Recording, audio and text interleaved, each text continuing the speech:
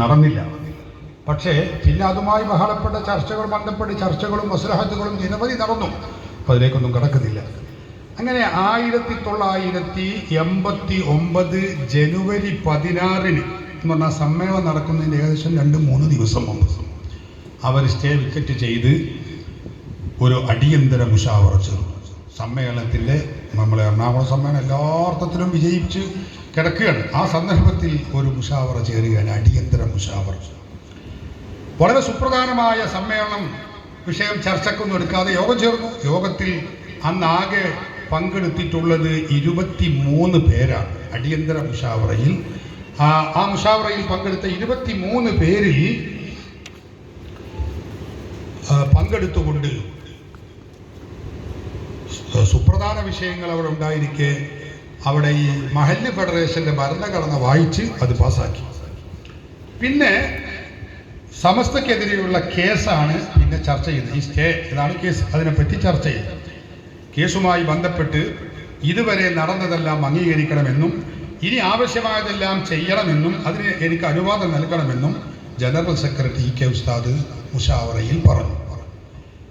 അപ്പോൾ AP ഉസ്താദ് പറഞ്ഞു, ഒരു കമ്മിറ്റി സംവിധാനത്തിൽ ചെയ്തത് എന്താണെന്നും ചെയ്യുന്നത് എന്താണെന്നും അറിയാനുള്ള അവകാശം മെമ്പർമാർക്കുള്ളതാണ്.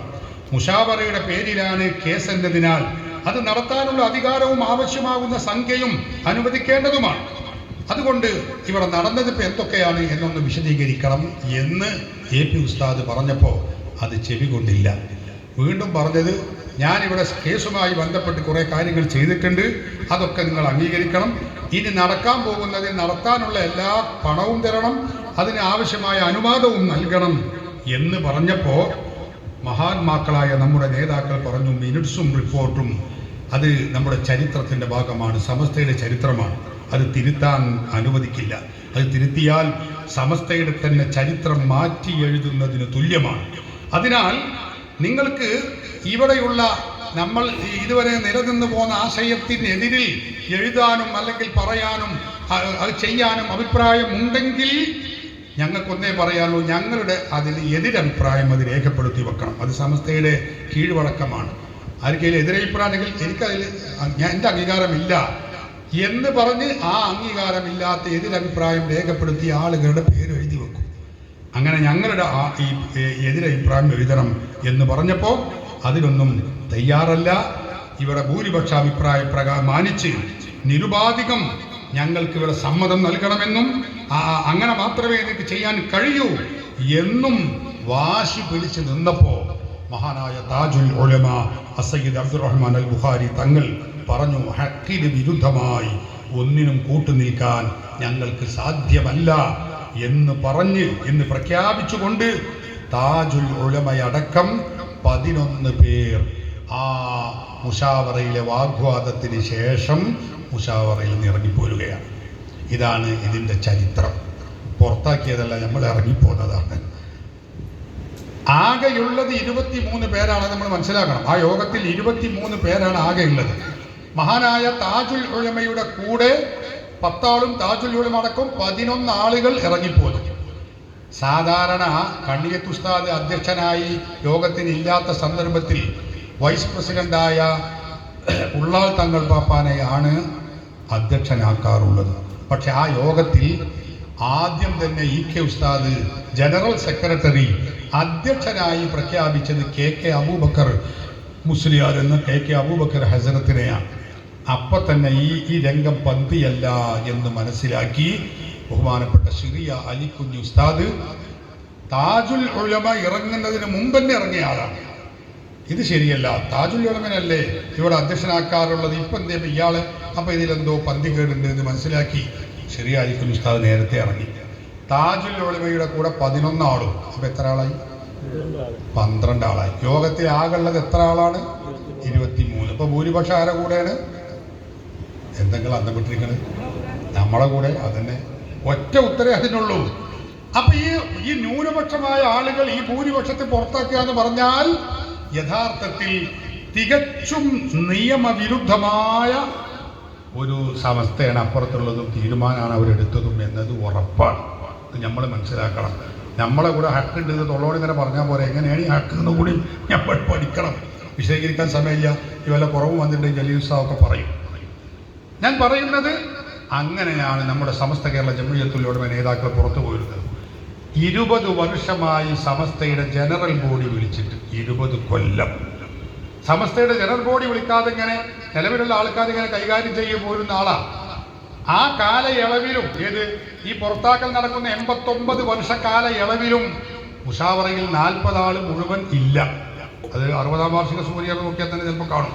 ഞാൻ പറയുന്നത് തികച്ചും നിയമവിരുദ്ധമായ ഒരു തീരുമാനമാണ് അവരെടുത്തത്.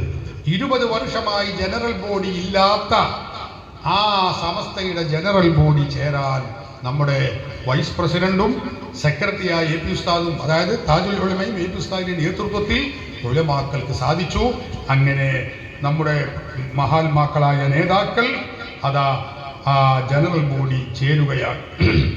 സമസ്ത കേരള ജംഇയ്യത്തുൽ ഉലമയുടെ ജനറൽ ബോഡി അവർ ചേരുകയാണ്. അതിന് ഈ യോഗത്തിൽ പിന്നെ എന്തുണ്ടായെന്ന് ചോദിച്ചാൽ, ഈ നമ്മുടെ നേതാക്കൾ ഇറങ്ങിപ്പോതല്ലോ, നേതാക്കൾ ഇറങ്ങിപ്പോയതിനു ശേഷം എറണാകുളം സമ്മേളനം മാറ്റിവെക്കണം എന്ന് നിർത്തിവെക്കണം എന്ന് പറഞ്ഞ് സമസ്തയുടേതായി പത്രത്തിൽ ഒരു വാർത്ത വന്നു. ജനുവരി 16 പത്രത്തിൽ വാർത്ത കൊടുത്തു. ജനുവരി 17 മുസ്ലിം ലീഗിന്റെ സ്റ്റേറ്റ് കമ്മിറ്റി സമ്മേളനത്തിൽ ആരും പങ്കെടുക്കരുതെന്ന് വിലക്കിക്കൊണ്ടുള്ള പ്രസ്താവന കൊടുത്തു. 18-ാം തീയതി പത്രങ്ങളിൽ അത് റിപ്പോർട്ട് ചെയ്തു. എന്നാൽ അതിനെല്ലാം കൂടി മറുപടിയായി എ പി ഉസ്താദ് പറഞ്ഞു, വ്യാജരേഖകൾക്ക് കൂട്ടുനിൽക്കാനാവില്ല എന്നതിനാലാണ് ഞങ്ങൾ ഇറങ്ങിപ്പോന്നത് എന്ന് പറഞ്ഞ് എ പി ഉസ്താദിന്റെ ഒരു പ്രസ്താവന കൊടുത്തു. അതും ചന്ദ്രിക പ്രസിദ്ധീകരിക്കുകയും ചെയ്തു. അങ്ങനെ എല്ലാ തിട്ടൂരങ്ങളും അവഗണിച്ച് സുന്നി കേരളം എറണാകുളത്തെത്തി. 1989 ജനുവരി 19, 20, 21, 22 ഈ 4 ദിവസങ്ങളിലായി SYSന്റെ സമ്മേളനം എറണാകുളത്ത് ഇ.കെ. ഹസൻ മുസ്ലിയാർ നഗറിൽ പ്രൗഢമായി ഉജ്ജ്വലമായി കേരളീയ സുന്നി സമ്മേളനങ്ങളിൽ ഒരു നാഴികക്കല്ലായി നമ്മുടെ എറണാകുളം സമ്മേളനം അൽഹംദുലില്ലാഹ് അല്ലാഹു അത് വിജയിപ്പിച്ചെടുക്കുകയുണ്ടായി. അങ്ങനെ നമ്മുടെ ഉലമാക്കൾ അതിനുശേഷം സമസ്തയുടെ ജനറൽ ബോഡി വിളിക്കാൻ വേണ്ടി പലപ്പോഴും പറഞ്ഞെങ്കിലും അത് പരിഗണിക്കപ്പെട്ടിട്ടില്ല. അങ്ങനെ 989 മാർച്ച് 5 5000-ത്തിലധികം ഉലമാക്കൾ പങ്കെടുത്ത ജനറൽ ബോഡി നമ്മുടെ തിരൂരങ്ങാടിയിൽ വെച്ച് നടന്നു. അപ്പോൾ ഷെർവാനി ഉസ്താദൊക്കെയുള്ള അതിൻ്റെ സംഘാടകർ ഫൈസിമാര ഇവരുടെ നേതൃത്വത്തിലായിരുന്നു. അത് തിരൂരങ്ങാടിയിൽ വെച്ച് 5000-ത്തിലധികം ഉള്ള ഉലമാക്കൾ പങ്കെടുത്ത ആ ജനറൽ ബോഡിയിൽ ചേർന്ന് പുതിയ മുഷാവറ തെരഞ്ഞെടുത്തു. അങ്ങനെ സമസ്ത എന്ന ആദർശ പ്രസ്ഥാനം അതിൻ്റെ ശരിയായ ആദർശ വീതിയിൽ പ്രവർത്തന സജ്ജമായി അത് മുന്നോട്ട് നീങ്ങി. ബഹുജന സംഘടനകളായ SYS, SSF എന്ന സുപ്രധാന സംഘടനകൾ നമ്മുടെ കൂടെയായി. സിറാജ്, സുന്നി വോയിസ്, സുന്നത്തി റിസാല സംഘടനാ പത്രങ്ങളെല്ലാം നമ്മുടെ കൂടെ. ആദർശബോധവും പ്രതിബദ്ധതയുമുള്ള ജനങ്ങളും ഉലമാക്കളും പണ്ഡിതന്മാരും മുത്തഅല്ലിമീങ്ങളും ഒന്നടങ്കം നമ്മുടെ സമസ്തയുടെ കൂടെ, നമ്മുടെ നേതാക്കളെ കൂടെ നിലയുറപ്പിച്ചു. നമ്മുടെ മദ്രസാ രംഗത്ത് പ്രവർത്തിക്കുന്ന മുഅല്ലിങ്ങളെയും മുദരിസുമാരെയും മുതഅല്ലിമീങ്ങളെയും മർദ്ദിച്ചും പീഡിപ്പിച്ചും പ്രതികാര നൃത്തമാടിയ വിഘടിത വിഭാഗം മതരംഗത്ത് കലുഷിതമായ പ്രവർത്തനങ്ങൾക്ക് നേതൃത്വം നൽകി കൊലപാതകങ്ങൾ അടക്കം നടത്തി. അതിൻ്റെ ചരിത്രത്തിൻ്റെ ഒരാവർത്തനമാണ് ഇപ്പൊ നമ്മൾ അപ്പുറത്ത് കണ്ടുകൊണ്ടിരിക്കുന്നത് എന്ന് മാത്രമേ ഞാനിപ്പോൾ പറയുന്നുള്ളൂ. നമുക്കതിൽ സന്തോഷമില്ല, എന്നാലും ഇത് പറയുമ്പോൾ റാഹത്താണ് എന്ന് മാത്രമേ ഉള്ളൂ. അപ്പൊ ഞാൻ പറയുന്നത്, അങ്ങനെ നമ്മുടെ സുന്നി വിദ്യാഭ്യാസ ബോർഡ് ഉണ്ടാക്കി. നമ്മുടെ 1999 നമ്മൾ പുസ്തകങ്ങൾ തയ്യാറാക്കി. തമിഴ്, ഹിന്ദി, കന്നഡ, മറാഠി, ഉറുദു വിവിധ ഭാഷകളിൽ പാഠപുസ്തകങ്ങൾ. തിട്ടൂരങ്ങളും വിലക്കുകളും ഇല്ലാത്ത പ്രവർത്തനങ്ങൾ, സംഘടനാ പ്രവർത്തനങ്ങൾക്ക് സാധിച്ചു. 1926 വരക്കൽ തങ്ങളുടെ നേതൃത്വത്തിൽ ആരംഭിച്ച സമസ്ത കേരള ജംഇയ്യത്തുൽ ഉലമയുടെ നവോത്ഥാന സംരംഭങ്ങൾക്ക് ഗതിവേഗവും ഉണ്ടായി. വ്യാപകമായ സ്വീകാര്യത വർദ്ധിച്ചു. ആയിരക്കണക്കിന് മതഭൗതിക സമന്വയ വിദ്യാഭ്യാസ സ്ഥാപനങ്ങൾ ലോകത്തിന് സമ്മാനിച്ച് നമ്മൾ തന്നെ പ്രവർത്തന രംഗത്ത് മാതൃകയായി.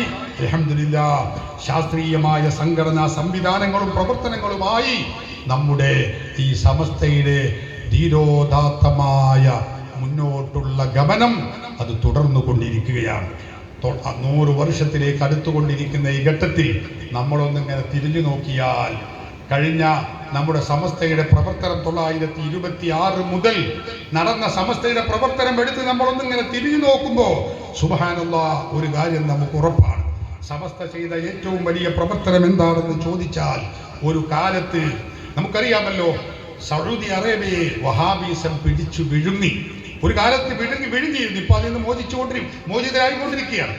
അങ്ങനെ ഒരു കാലത്ത് വഹാബിസം കേരള മുസ്ലിമീങ്ങളെ വിഴുങ്ങാനുള്ള ശ്രമം നടത്തിയപ്പോ അതിനെതിരിൽ സടകുടഞ്ഞെഴുന്നേറ്റ് സമസ്ത പ്രതിരോധം തീർത്തപ്പോൾ അൽഹംദുലില്ലാഹ് ബിദ്അത്ത് ഇന്ന് ബഹിഷ്കൃതരാണെന്ന് നമ്മുടെ സമൂഹം മനസ്സിലാക്കുന്ന അവസ്ഥയിലേക്ക് എത്തി. സമസ്തയുടെ കീഴിൽ നമ്മൾ പ്രവർത്തന പാതാവിലൂടെ മുന്നേറിയപ്പോൾ അത്ഭുതങ്ങൾ നമുക്ക് സൃഷ്ടിക്കാൻ കഴിഞ്ഞു. 1951 നമുക്ക് വിദ്യാഭ്യാസ ബോർഡുണ്ടായി.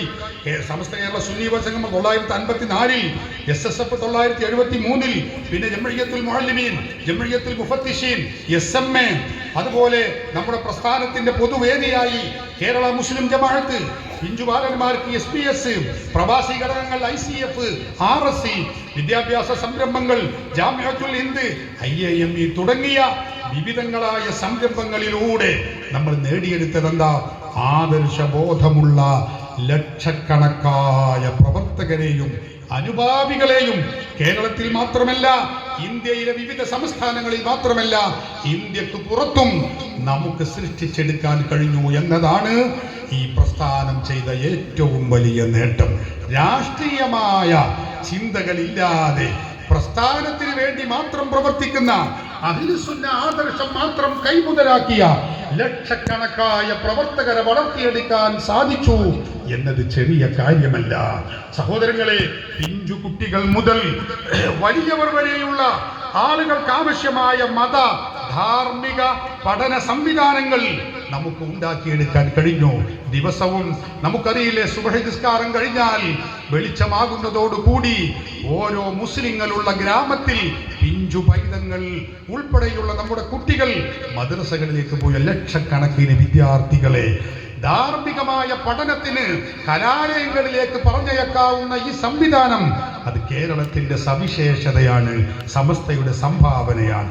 മരീചികയാണെന്ന് നമ്മൾ കരുതിയിരുന്ന ആധുനിക വിദ്യാഭ്യാസം അത് വെട്ടിപ്പിടിച്ച് സമുദായത്തിന്റെ സംവിധാനം ഒരുക്കാൻ സമസ്ത കേരള ജംഇയ്യത്തുൽ സാധിച്ചു എന്നത് ചെറിയ കാര്യമായി നമ്മൾ കരുതണ്ട. അഹ്ലുസുന്നയുടെ ആദർശ പ്രചാരണവും ആദർശ പഠനവും ബിദ്അത്ത് പ്രതിരോധവും മുഖമുദ്രയാക്കിയ ആയിരക്കണക്കായ ഉലമാക്കളെയും സാധാരണക്കാരെയും സജ്ജീകരിക്കാനും സൃഷ്ടിച്ചെടുക്കാനും നമുക്ക് സാധിച്ചത് അത് ചെറിയ കാര്യമല്ല, സമസ്തയുടെ ഏറ്റവും വലിയ പ്രവർത്തനങ്ങളിൽപ്പെട്ടതാണ്. അഹ്ലുസുന്ന വൽ ജമാഅത്തിന് വേണ്ടി വിയർപ്പൊഴുക്കുന്ന വിദ്യാഭ്യാസ വിചക്ഷണരെയും പ്രൊഫഷണലുകളെയും സംവിധാനിക്കാൻ ആയിരക്കണക്കിന് പതിനായിരങ്ങളെ നമുക്ക് സംവിധാനിക്കാൻ സാധിച്ചത് ചെറിയ കാര്യമല്ല സുഹൃത്തുക്കളെ. സമസ്തയുടെ ശക്തമായ പ്രവർത്തനത്തിന്റെ ഫലമാണ്. കേരളത്തിൽ പ്രത്യേകിച്ചും ഇന്ത്യയിലെ പൊതുവിലും വിദ്യാഭ്യാസ വിപ്ലവം തീർത്ത 1000 അഹ്ലുസുന്നയുടെ വിദ്യാഭ്യാസ സ്ഥാപനങ്ങൾ അത് സമസ്ത പ്രവർത്തിച്ചതിന്റെ നേട്ടമാണ്. അൽഹംദുലില്ലാഹ്, മതഭൗതിക വിദ്യാഭ്യാസ രംഗത്ത് കേരള മോഡൽ എന്ന ടൈറ്റിലിലേക്ക് മാറ്റാൻ കാരണമായ ജാമിയ മർക്കസ്, നോളജ് സിറ്റി, ജാമിയ സഅദിയ ഉൾപ്പെടെയുള്ള നമ്മുടെ സംരംഭങ്ങൾ അത് ചെറിയ കാര്യമൊന്നുമല്ല. ഞാനിങ്ങനെ പറഞ്ഞാൽ അല്ല, നമ്മൾ ഓരോരുത്തരും പറഞ്ഞാൽ ആ നിര നീണ്ടു പോകും, അടുത്ത വിഷയം നടക്കാതെയാകും. അതുകൊണ്ട് ഞാൻ എൻ്റെ വാക്കുകൾക്ക് വിരാമം കുറിക്കുകയാണ്. പത്രമാസികകളിൽ നമ്മുടെ ഒരു ദിനപത്രം, ഒരു വാരിക, ഒരു ദൈവാരിക, 2 മാസിക, ഒരു അറബി ത്രൈമാസിക ഉൾപ്പെടെ വൈവിധ്യമാർന്ന സംരംഭങ്ങൾ നമുക്ക് പത്രരംഗത്തുണ്ട്. നിരവധി പുസ്തക പ്രസിദ്ധീകരണാലയങ്ങൾ നമ്മുടെ മുമ്പിലുണ്ട്. 1000-ഓളം നമ്മൾ പ്രസിദ്ധീകരിച്ച പുസ്തകങ്ങളുണ്ട്.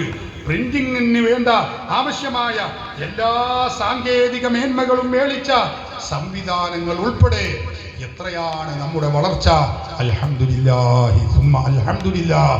അന്ന് വരക്കൽ മുല്ലക്കോയ തങ്ങളുടെയും പാങ്ങിൽ അഹമ്മദ് കുട്ടി മുസ്ലിയാരുടെയും നേതൃത്വത്തിൽ നട്ട് മുളച്ച് വളർന്ന ഈ പ്രസ്ഥാനം ഇന്ന് മഹാനായ സുൽത്താനുൽ ഉലമയുടെയും റഈസുൽ ഉലമയുടെയും നേതൃത്വത്തിൽ ഇത് പരശതം അഹ്ലുസുന്ന വൽ ജമാഅത്തിന് നേട്ടങ്ങളുടെ കൂമ്പാരങ്ങളുമായി ജൈത്രയാത്ര തുടരുകയാണ്.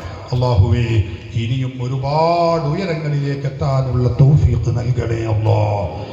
ഇതിന് നേതൃത്വം നൽകുന്ന ഞങ്ങളുടെ ആദരണീയരായ നേതാക്കൾ, ശൈഖുനാ സുൽത്താനുൽ ഉലമ, റഈസുൽ ഉലമ ഉൾക്കൊള്ളുന്ന ആ ഞങ്ങളുടെ നേതൃവ്യൂഹം, അവർക്കൊക്കെ ആഫിയത്തുള്ള ദീർഘായുസ് നൽകണേ അല്ലാഹ്.